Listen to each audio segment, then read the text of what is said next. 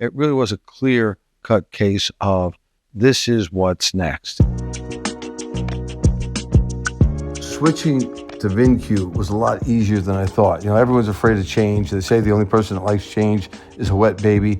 Now you look at, you've got the legacy providers got 17,000 clients. So how do we outmaneuver the other 17,000 clients when they all have the same data? Well, we get in a different race car with a different hot setup. We have better data, better access to data, quicker access to data.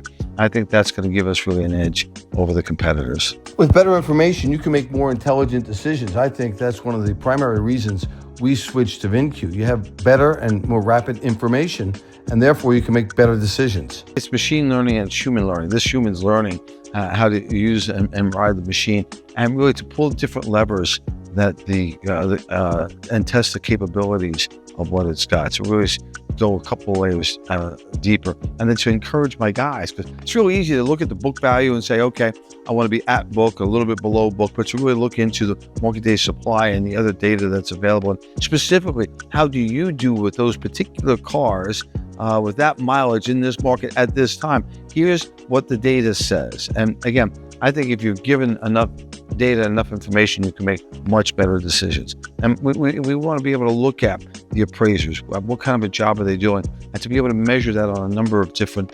KPIs to make sure that we're helping guide them. Carrot, stick, and give them that little guidance with the reporting that we're able to get on a daily basis. One of the things I like about VINCUE is these guys are a startup. And when I say startup, I don't mean that in a negative way. I mean it in the best way possible. I like the smaller companies. I like the entrepreneurs. Remember, Yoto was a small company. There was a young entrepreneur that ran that company.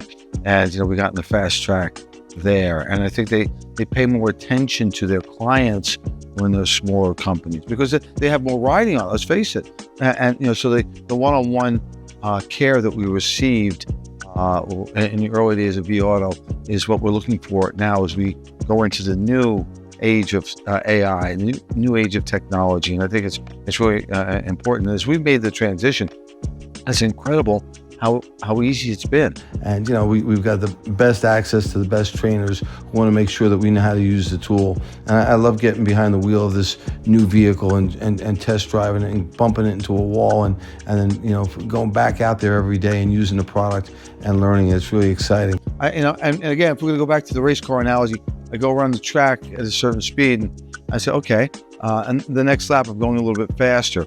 And as we're using the tool, really I go around the track and it's no different than the prior tool. Oh wait, go around another lap. Oh, it is. It's a little more robust, and I pick up a little more speed. And I think that's the analogy I'm going to use. The more we get to use it, the more robust it is. I think the better decision-making capability we'll have.